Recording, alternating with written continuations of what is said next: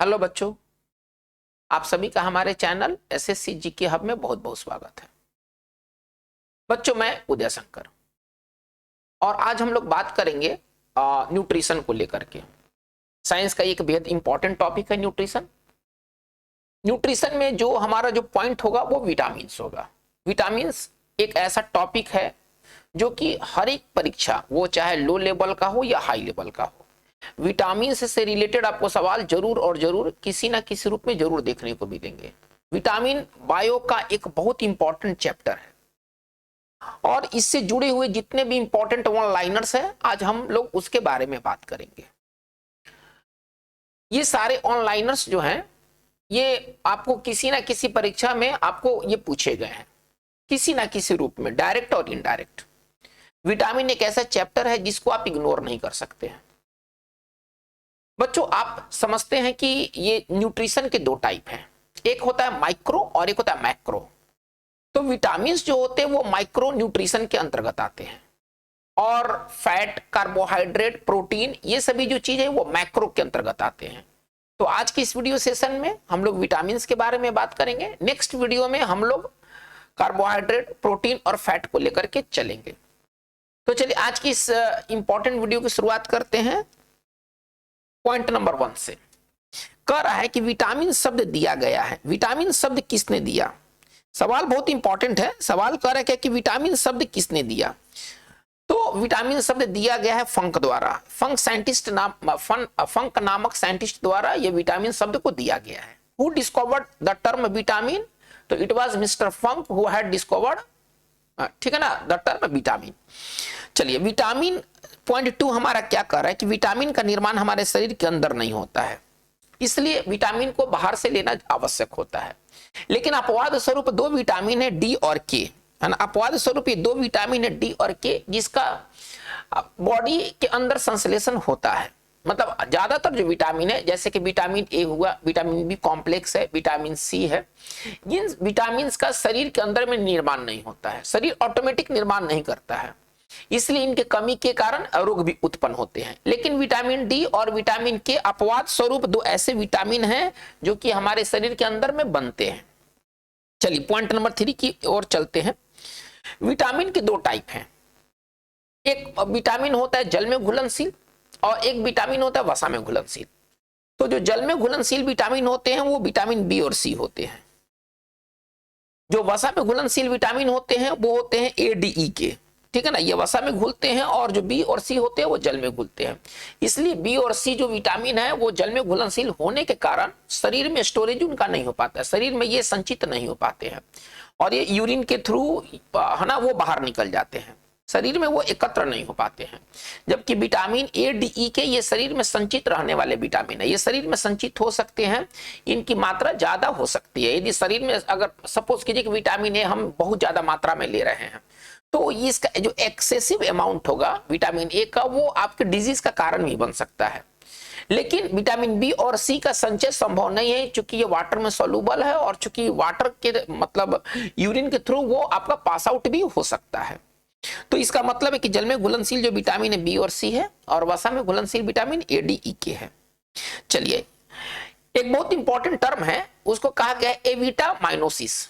एविटामाइनोसिस क्या होता है? चलिए देखिए, कहीं भी अगर किसी भी, अगर एक इंग्लिश का बात है ये कि अगर आप किसी वर्ड के अगर साथ अगर आप प्रीफिक्स में अगर ए लगा देते हैं, मतलब शुरू में आप ए लगा देते हैं, तो उसका वो उल्टा वो अर्थ देता है, ठीक है, वो उसका उल्टा अर्थ देता है।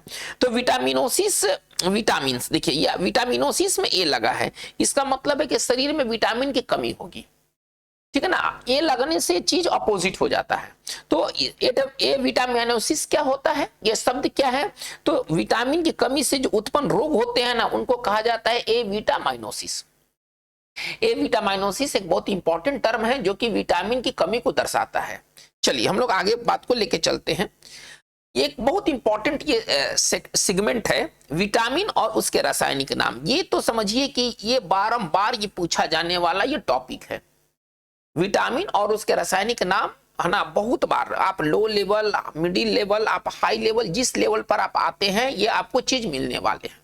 चलिए देखते हैं कि किस विटामिन का क्या नाम है। जैसे विटामिन ए, तो इसका नाम है रेटिनॉल। विटामिन ए का जो नाम है वो है रेटिनॉल। ठीक है, चलिए, यानी कि रेटिनॉल किस विटामिन का नाम है, रासायनिक नाम विटामिन ए का। अब बी कॉम्प्लेक्स में हम लोग आते हैं। बी कॉम्प्लेक्स में B1 है, B2 है, B3 है, B6 है, B9 है, B12 है। तो इनके रासायनिक नाम क्या है, ये बहुत पूछा जाता है। जैसे विटामिन B1 का रासायनिक नाम थाइमिन है।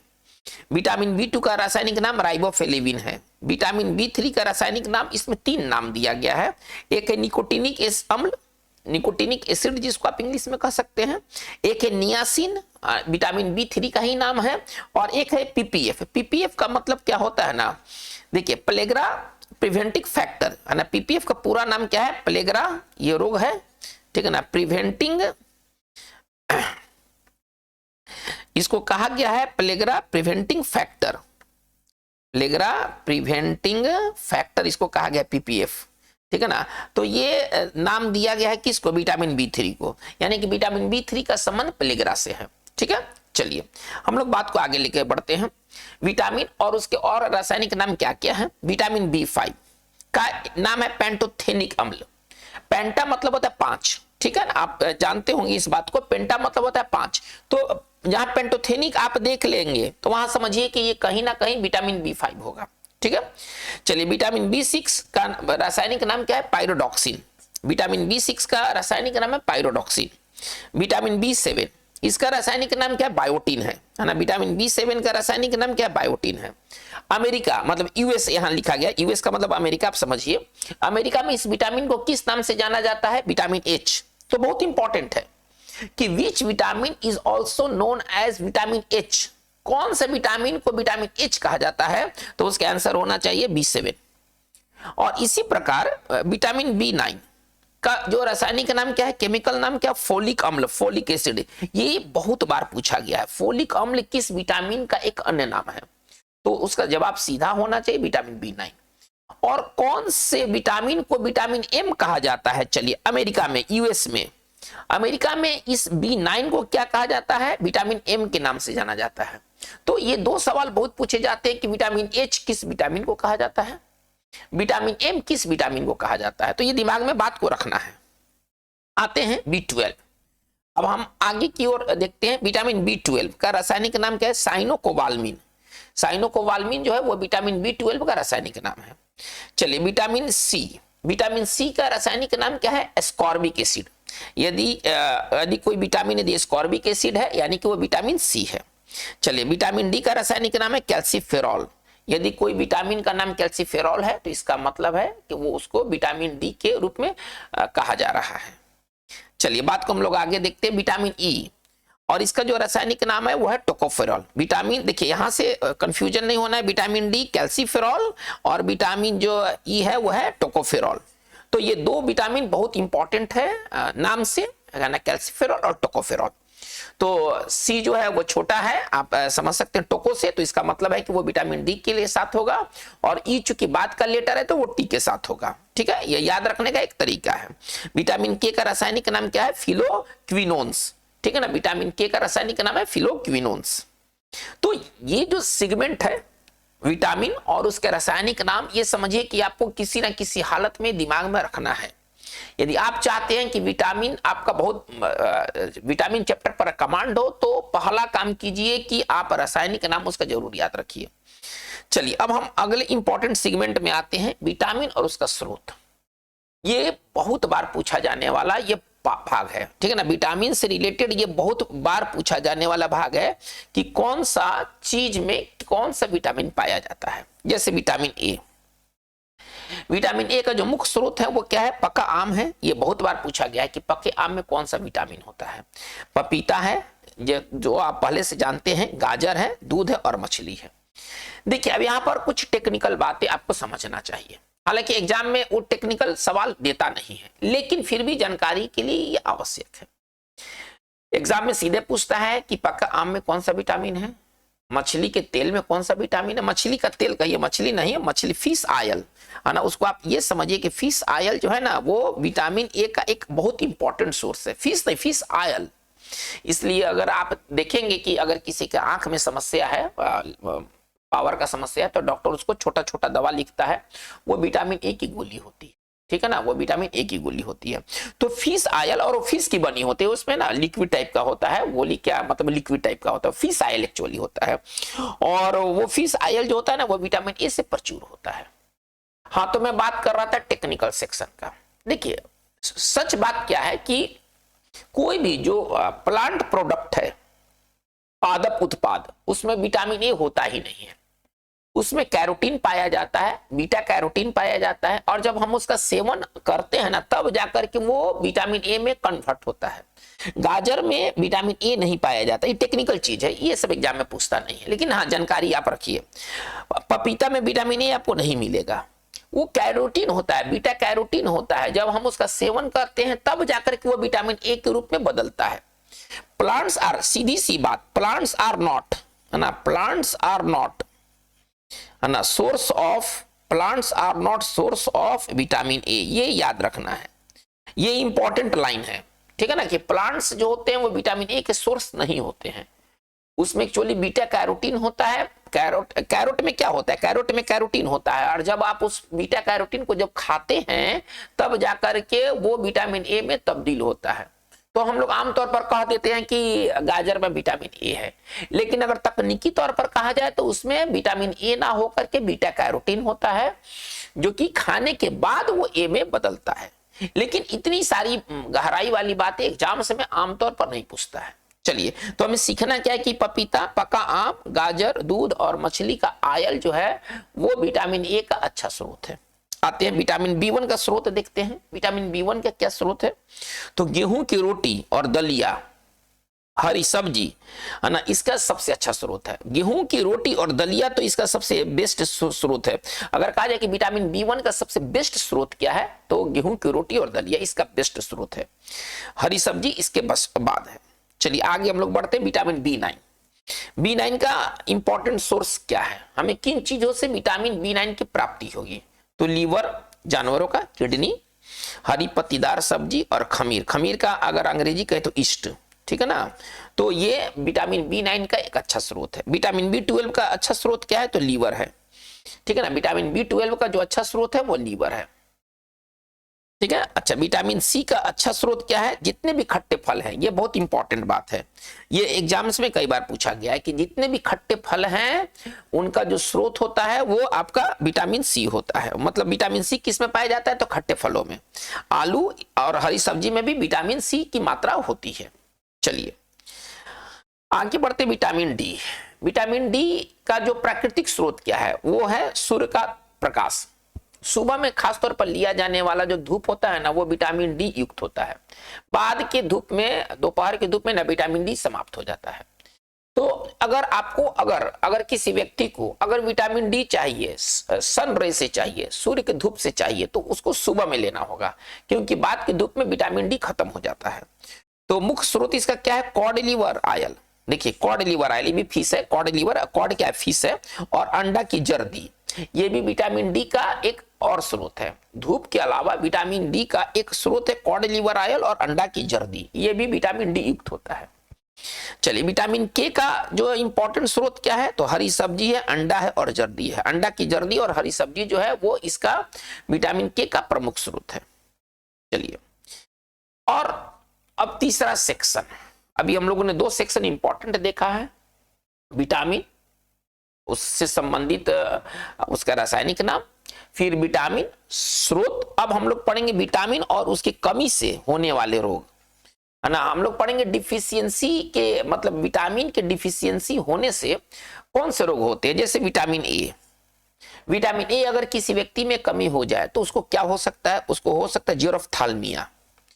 जेरोफ्थाल्मिया में होता क्या है, ये कौन सी बीमारी है, आंखों की बीमारी है, ठीक है ना, आंखों की बीमारी। इसमें कॉर्निया जो होता है मोटा हो जाता है, और मोटा होने के कारण अपारदर्शी हो जाता है। जेरोफ्थाल्मिया में होता क्या है, ठीक है ना, जेरोफ्थाल्मिया में, इसको इंग्लिश में ऐसे लिखेंगे, जेरोफ्थाल्मिया, ठीक है ना। जेरोफ्थाल्मिया में होता क्या है, इसमें कॉर्निया जो होती है, आंख की कॉर्निया मोटी होती है और अपारदर्शी हो जाती है, जिसके कारण बच्चों में अंधापन भी हो सकता है, ठीक है। चलिए, रतौंधी क्या होता है, लाइट में दिखाई देगा लेकिन डार्क में, अंधकार में दिखाई नहीं देगा, इसको कहा जाता है नाइट ब्लाइंडनेस। ये भी होता है विटामिन ए की कमी की वजह से। फिर त्वचा एवं बाल का सूखापन, मतलब ड्राइनेस आ जाएगा, त्वचा में एकदम त्वचा रुखड़ा हो जाएगा, ड्राइनेस हो जाएगा, बाल एकदम लगेगा कि सूखा सूखा बाल है, तो ये जो होता है ये विटामिन ए की कमी की वजह से होता है। आते हैं विटामिन बी1 की कमी से कौन कौन सा रोग होता है। तो विटामिन बी1 की कमी से बहुत फेमस नाम है, आपने कई बार स्कूल लेवल पर पढ़ा होगा, बेरी बेरी जो होती है वो विटामिन बी1 की कमी से होता है। अच्छा, इसके अलावा क्या होता है विटामिन बी1 की कमी से? तो एनोरेक्सिया नामक बीमारी होती है। एनोरेक्सिया में क्या होता है, भूख लगता ही नहीं है, और ये भी विटामिन बी1 की कमी से होता है। इसलिए जब किसी व्यक्ति को भूख नहीं लगता है तो डॉक्टर बी कॉम्प्लेक्स का सिरप देता है, दवा देता है। वो बी कॉम्प्लेक्स में कई तरह के विटामिन बी1 बी2 ये सब विटामिन मौजूद होते हैं, बी कॉम्प्लेक्स उनको कहा जाता है। तो बी कॉम्प्लेक्स का सिरप डॉक्टर चलाता है तो उसके बाद भूख लगना शुरू हो जाता है। तो इसमें क्या होता है, अगर किसी व्यक्ति को अगर विटामिन बी1 की कमी है तो उसको एनोरेक्सिया नामक बीमारी होगी। एनोरेक्सिया में क्या होता है, ये भी सवाल बहुत इंपॉर्टेंट है, डायरेक्ट इंग्लिश में भी पूछता है कि एनोरेक्सिया क्या है। तो एनोरेक्सिया में भूख नहीं लगता है। देखिए, भूख से रिलेटेड दो शब्द है, आपको जानना चाहिए। एक है एनोरेक्सिया। एनोरेक्सिया में क्या होता है, तो भूख नहीं लगता है, ठीक है ना, लॉस ऑफ एपेटाइट है ना, भूख खत्म हो जाता है, भूख मर जाता है एक तरह से, लॉस ऑफ एपेटाइट इंग्लिश में पढ़िए। एनोरेक्सिया में क्या होता है, भूख की कमी होती है। और एक बीमारी है बुलिमिया, इसका उल्टा। बुलिमिया में क्या होता है ना कि व्यक्ति को हमेशा भूखे लगा रहता है, हमेशा खाने की फिराक में रहता है। यदि कोई बच्चा दिन भर खाते रहता है तो भी उसका भूख समाप्त नहीं होता है, तो समझिए कि वो कौन सा रोग से पीड़ित है, वो बुलिमिया के रोग से पीड़ित है। इसमें क्या होता है ना कि इसमें भूख कभी खत्म होता नहीं है और व्यक्ति लगातार खाते रहता है। तो एनोरेक्सिया कमी किसके कमी के कारण होता है, ये विटामिन बी1 की कमी के कारण एनोरेक्सिया होता है। बुलिमिया भी भूख से रिलेटेड रोग है, लेकिन इसमें भूख खत्म नहीं होगा और इसमें भूख लगेगा ही नहीं, एक दूसरे का अपोजिट है ये। तो चलिए हम लोग आगे बात को लेके चलते हैं। विटामिन बी2, विटामिन बी2 के कमी के कारण क्या होता है, तो इसको कहते हैं काइलोसिस। कहीं कहीं आपको चिलोसिस भी सुनने को मिलेगा, लेकिन इसका सही उच्चारण जो है वो है काइलोसिस। देखिए, काइलो का मतलब क्या होता है ना, काइलो का मतलब होता है ओट, अगर ये ग्रीक वर्ड है, ठीक है ना। काइलोसिस विटामिन बी2 की कमी के कारण क्या होता है, तो काइलोसिस होता है। काइलो का मतलब ओट है, इसका मतलब है कि इस बीमारी में, काइलोसिस बीमारी में क्या होगा, तो ओठ सूज जाएगा, मोटा हो जाएगा, ये कोना फट जाएगा, ये जो मुंह का कोना है ना फट जाएगा। तो ये समझिए कि इस व्यक्ति को विटामिन बी2 की कमी है। चलिए अब हम विटामिन बी2 का रासायनिक नाम आपने अभी देखा, राइबोफ्लेविन होगा। विटामिन बी2 मिस हो गया है शायद, इसको नोट किया जाए, विटामिन बी2 इंपॉर्टेंट है। विटामिन बी2 यह राइबोफ्लेविन है, ठीक है ना। विटामिन बी2 का जो रासायनिक नाम क्या है, राइबोफ्लेविन।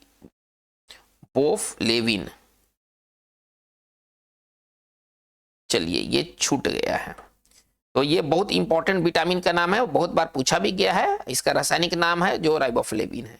इसमें होता क्या, इसके कमी से क्या होता है, काइलोसिस होता है। काइलोसिस में क्या होगा, ओठ का सूजन होगा, मुंह का कोना फट जाएगा। चलिए विटामिन बी3 विटामिन बी3 के कमी के कारण क्या होता है, प्लेगरा होता है। और प्लेगरा के बारे में आपको तो जानकारी होना चाहिए। देखिए प्लेगरा का इंपॉर्टेंट लक्षण क्या है, अगर मैं लक्षण के ऊपर बात करूं, थोड़ा सा प्लेगरा के लक्षण के ऊपर बात करते हैं। देखिए प्लेगरा को क्या कहा गया, इंपॉर्टेंट बात समझिए। ये विटामिन बी3 के कमी के कारण ना बच्चों में क्या होता है, प्लेगरा होता है। प्लेगरा के 4 लक्षण हैं, इसलिए इसको 4D है ना। प्लेगरा को किस नाम से कहा गया, 4D सिंड्रोम। देखिए इसको कहा गया 4D सिंड्रोम। ये प्लेगरा का एक अन्य नाम है 4D सिंड्रोम, ठीक है ना। प्लेगरा को कहा गया 4D सिंड्रोम। 4D सिंड्रोम का मतलब क्या है, पहला इसमें क्या होगा, पहला इसमें होगा फर्स्ट डी। देखिए इसमें क्या होता है, डिमेंशिया, पहले डर्माटिटिस, पहले लेते हैं डर्माटिटिस। देखिए 4D सिंड्रोम का क्या मतलब है, प्लेगरा का क्या पहचान होगा, पहले इसमें डर्माटिटिस होगा। डर्माटिटिस का मतलब क्या होता है ना, डर्मा का मतलब त्वचा, आप ऐसा समझिए, और इसमें पूरा शरीर में ना फोड़ा फुंसी हो जाएगा, डर्माटिटिस इसको कहते हैं। डर्मा का मतलब त्वचा, यानी कि त्वचा में होने वाले जो फोड़ा फुंसी है उसको कहा जाता है डर्माटिटिस। इसके बाद क्या होगा, इसके बाद होगा डिमेंशिया। देखिए ये मैं बात कर रहा हूं प्लेगरा की पहचान। प्लेग्रा में क्या होगा, किसी बच्चे में क्या होगा, पूरा शरीर में ना फोड़ा फुंसी हो जाएगा। दूसरा क्या होगा, डिमेंशिया। डिमेंशिया का मतलब क्या होता है कि बच्चा मंद बुद्धि होगा, दिमागी तौर पर वो सही वर्क नहीं करेगा, ठीक है, तो मंद बुद्धि का वो शिकार हो जाएगा एक तरह से, माना उसका दिमाग सही वे में काम नहीं करेगा। मानसिक जो मेंटल डिसऑर्डर होता है ना, उसको कहा जाता है डिमेंशिया। अच्छा, अब क्या होगा, इसके बाद क्या होगा, डायरिया हो जाएगा। डायरिया में क्या होगा, डायरिया में क्या होगा, उसको दस्त होगा, आप समझते हैं। और इसको अगर इलाज नहीं किया गया, डर्माटिटिस, डिमेंशिया, डायरिया का इलाज नहीं किया गया तो उसको क्या हो जाएगा, उसको डेथ हो जाएगा, उसका डेथ हो जाएगा। इसलिए इसको, इस डिजीज को कहा गया 4D सिंड्रोम। प्लेगरा को कहा गया 4D सिंड्रोम, ठीक है ना, तो बहुत इंपॉर्टेंट बात है। 4D का मतलब डर्माटिटिस, डिमेंशिया, डायरिया और डेथ, ठीक। चलिए B9, B9 की कमी से कौन सा रोग होता है, जिसको हम फोलिक एसिड भी कहते हैं, तो इसकी कमी से होता है मेगालोब्लास्टिक एनीमिया। देखिए मेगालोब्लास्टिक एनीमिया क्या होता है, मेगालोब्लास्टिक एनीमिया में आरबीसी का आकार बढ़ जाता है, ये इंपॉर्टेंट बात है। मेगा मतलब बड़ा, मेगा का क्या अर्थ होता है, मेगा का अर्थ होता है बड़ा, यानी कि इसमें आरबीसी का साइज बड़ा हो जाता है, ठीक है ना। और ये ज्यादातर ये प्रेग्नेंट महिलाओं में होता है, गर्भवती महिलाओं में होता है, ठीक है ना। इसलिए अगर किसी गर्भवती महिलाओं में अगर फोलिक एसिड की कमी हो जाती है, B9 की कमी हो जाती है, तो जो बच्चा जो जन्म लेता है ना, वो उसमें कई तरह के विकार होते हैं, कई तरह के डिफेक्ट होते हैं, ठीक है। इसलिए प्रेग्नेंट महिलाओं को ना फोलिक एसिड का टैबलेट आपको डॉक्टर सजेस्ट करता है, ठीक है, ताकि शरीर में फोलिक एसिड की कमी नहीं हो, क्योंकि इसकी कमी होने से एनीमिया होगा। लेकिन कौन, उस एनीमिया का नाम है मेगालोब्लास्टिक एनीमिया। ये प्रेग्नेंट वुमेन्स में होते हैं, ठीक है। चलिए, विटामिन B12 की कमी से कौन सा रोग होता है, तो इसमें भी एनीमिया होता है। दो तरह के एनीमिया, एक मेगालोब्लास्टिक एनीमिया, इसमें आरबीसी का आकार बढ़ जाता है, ठीक है। और B12 की कमी के कारण कौन सा एनीमिया होता है, पर्नीशियस एनीमिया। पर्नीशियस एनीमिया में खून शरीर से खत्म हो जाता है, खून होता ही रहता ही नहीं है, खून एकदम खत्म, मतलब शरीर में खून एकदम अल्प मात्रा में रह जाता है, इसको कहा जाता है पर्नीशियस एनीमिया। और ये किसकी कमी से होता है, तो विटामिन B12 की कमी से होता है, रक्त की गंभीर कमी हो जाती है, बस आपको ये समझना है, ठीक है। चलिए हम लोग बात को आगे लेके चलते। विटामिन सी, विटामिन सी की कमी के कारण क्या होता है, स्कर्वी होता है। अगर किसी व्यक्ति में अगर विटामिन सी की कमी है, इसका मतलब है कि उस व्यक्ति को स्कर्वी है। स्कर्वी में क्या होता है, स्कर्वी का क्या पहचान है, तो स्कर्वी में दांत से मसूड़ों से ब्लड निकलता है।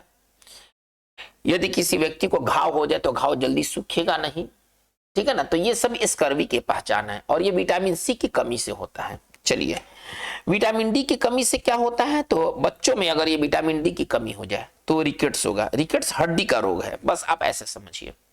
इसमें हाथ पैर एकदम टेढ़े मेढ़े हो जाएंगे। अगर किसी को रिकेट्स हो गया है तो शरीर एकदम दुबला हो जाएगा, और एकदम रिकेटी बॉडी हो जाए, एकदम दुबला हो जाएगा, कमजोर हो जाएगा, हड्डी टेढ़ा हो जाएगा। तो बच्चों के जो हड्डी के रोग होते हैं उनको रिकेट्स कहा जाता है। और यदि बड़ों में, यदि किसी एडल्ट में यदि विटामिन डी की कमी हो जाए तो उस बीमारी को कहा जाता है देखिए ऑस्टियोमलासिया। ऑस्टियो का मतलब हड्डी, आप ऐसा समझिए। ऑस्टियोमलासिया क्या है, तो हड्डी की एक बीमारी है जो कि वयस्कों में होता है, ठीक है। रिकेट्स बच्चों में और ऑस्टियोमलासिया बड़ों में। चलिए, विटामिन ए की कमी के कारण क्या होता है, नपुंसकता होता है, स्टर्निटी। इसमें जो होते हैं नपुंसकता ये पैदा करता है। लेकिन देखिए सबसे बड़ा बात क्या है, जो कि आमतौर पर ये बताया जाता है कि विटामिन ई की कमी से नपुंसकता होता है, लेकिन ये ह्यूमन में नहीं होता है, ये मानव में नहीं होता है नपुंसकता, ये चूहों में होता है। देखिए अभी तक के समय में किसी ह्यूमन में विटामिन ई की कमी से स्टर्निटी को रिपोर्ट नहीं किया गया है। मतलब ह्यूमन में विटामिन ई की कमी होती ही नहीं है। आप ऐसे मोटा मोटी भाषा में आप ये समझिए, विटामिन ई की कमी होती है चूहों में, जिसके कारण उनमें स्टर्निटी की बीमारी हो जाती है। स्टर्निटी ह्यूमन में नहीं होता है विटामिन ई की कमी से, हाँ होता है, लेकिन उसका कॉज विटामिन ई नहीं है। विटामिन ई की कमी के कारण स्टर्निटी ह्यूमंस में नहीं होता है, एकदम कंफर्म इसको मान लीजिए।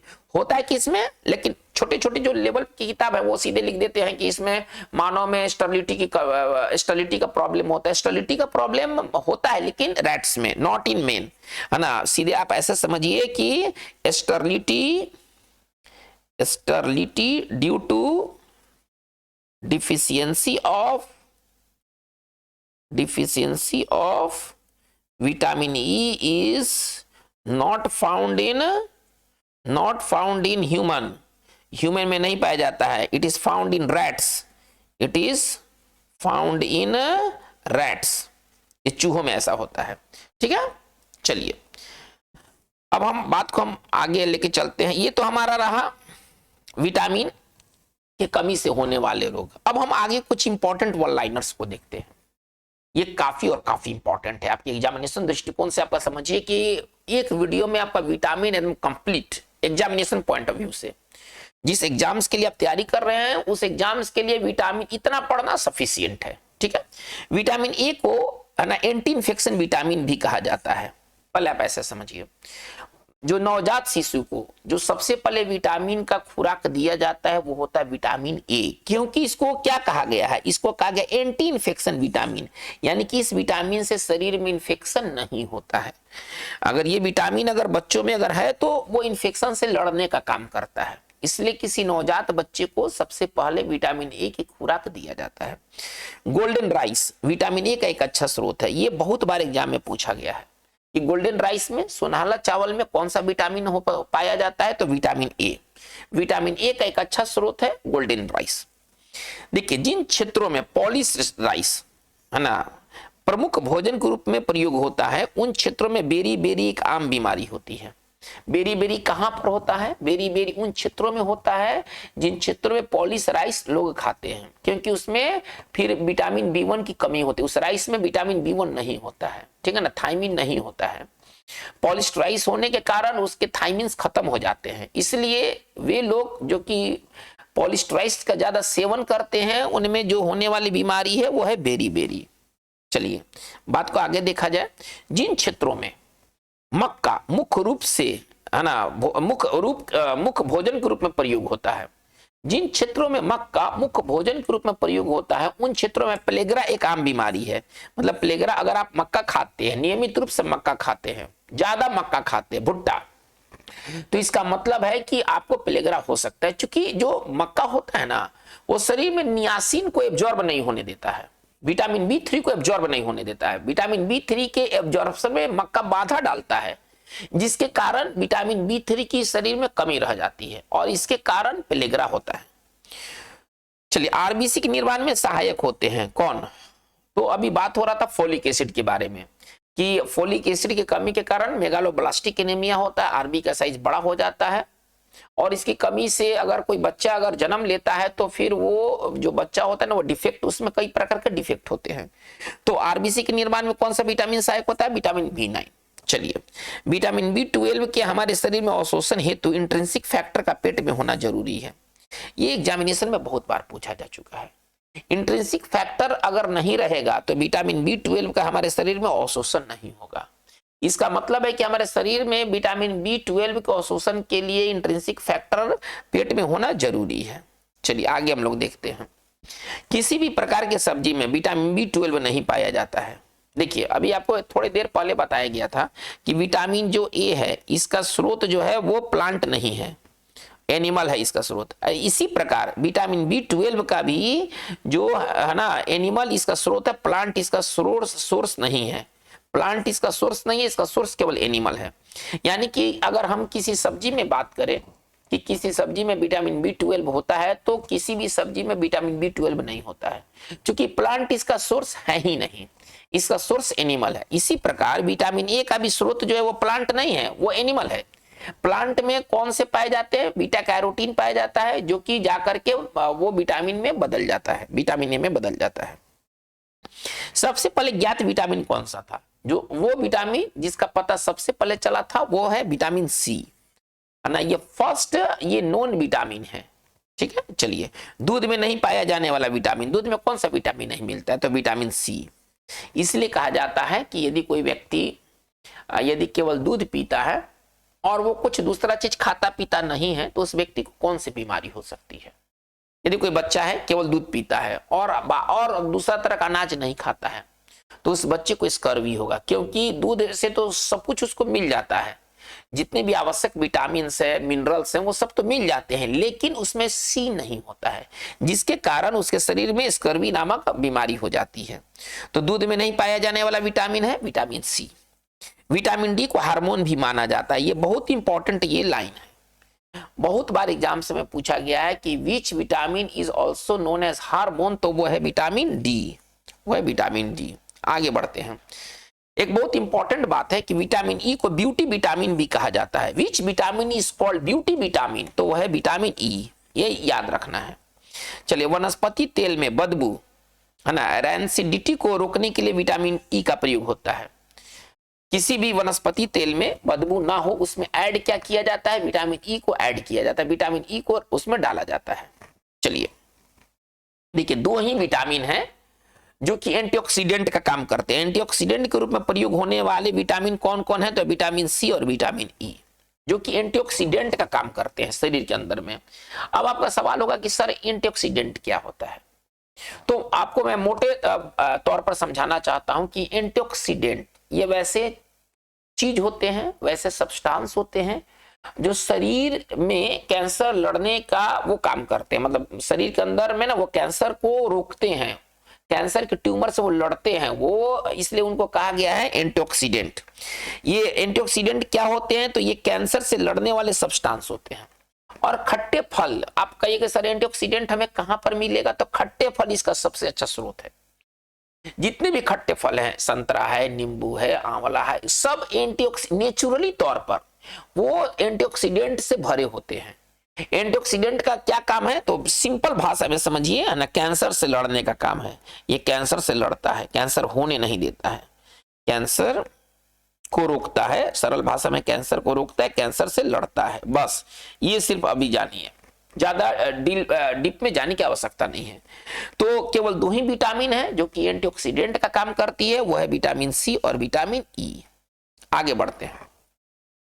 कह रहा क्या कि सर्दी, कॉमन कोल्ड के उपचार में प्रयोग होने वाला कौन सा विटामिन है। यदि किसी व्यक्ति को कॉमन कोल्ड हो जाए, सर्दी हो जाए, तो उसको कौन सा विटामिन लिया जाना चाहिए, तो उसको लेना चाहिए विटामिन सी। ठीक है ना, विटामिन सी की कमी से कॉमन कोल्ड होते हैं, तो डॉक्टर जो होता है सर्दी के केस में विटामिन सी की टैबलेट रिकमेंड करता है। चलिए, विटामिन सी की कमी के कारण घाव जल्दी नहीं सूखते हैं। देखिए, विटामिन सी की कमी का लक्षण है, अगर विटामिन सी की कमी है शरीर में तो घाव आपका जल्दी नहीं सूखेगा। ठीक है, दांत से मसूड़ों से आपका ब्लडिंग आएगा, तो इसको ब्लीडिंग होगा, तो इसको हम लोग स्कर्वी कहते हैं। ठीक है, घाव जल्दी होगा तो वो जल्दी सूखेगा नहीं, तो ये सारे स्कर्वी के पहचान है। चलिए, विटामिन से हमें किसी भी प्रकार की ऊर्जा नहीं मिलती है। सबसे बड़ा बात तो एक लाख टके का बात ये है कि आप चाहे कितना भी विटामिन खाना है, विटामिन खा लीजिए, ये हमारे शरीर में जाकर करता क्या है, ये जो हमारा जो बायो प्रोसेस है ना, जो आप समझिए कि जो मेटाबॉलिज्म है ना, उसको वो प्रोसेस में लाता है। यानी कि अगर शरीर में विटामिन की कमी हो जाए तो शरीर के सारे प्रोसेस, एक तरह से सारे काम, सारे फंक्शन रुक जाएंगे, बाधित हो जाएंगे, मल फंक्शन हो जाएंगे वो, और वही है ना बीमारी को रूप में उभर कर आते हैं। तो विटामिन से लेकिन हमें किसी भी प्रकार की ऊर्जा नहीं मिलती है। ठीक है, चलिए एक बहुत इंपॉर्टेंट और लास्ट बात है इस वीडियो सेशन का कि किस विटामिन में कोबाल्ट होता है। कौन सा विटामिन कोबाल्ट युक्त है, तो वह है विटामिन B12। ठीक है ना, विटामिन B12 एक कोबाल्ट युक्त विटामिन है। तो बच्चों, आज के इस वीडियो सेशन में ये विटामिन से रिलेटेड ये सभी इंपॉर्टेंट वन लाइनर्स। हम जब अगले वीडियो सेशन में बात करेंगे तो उसमें हम लोग बात करेंगे माइक्रो न्यूट्रिएंट को लेकर के, जिसमें कि हम लोग बात करेंगे कार्बोहाइड्रेट, प्रोटीन और फैट से जुड़े हुए इंपॉर्टेंट वन लाइनर्स के बारे में। आज की बात बस इतना ही। बच्चों, अगर आपको ये वीडियो पसंद आए तो आप अपने ग्रुप में जरूर इसको शेयर करें, वीडियो को लाइक करें, सब्सक्राइब करें। आज की बात बस इतना ही। Thank you very much.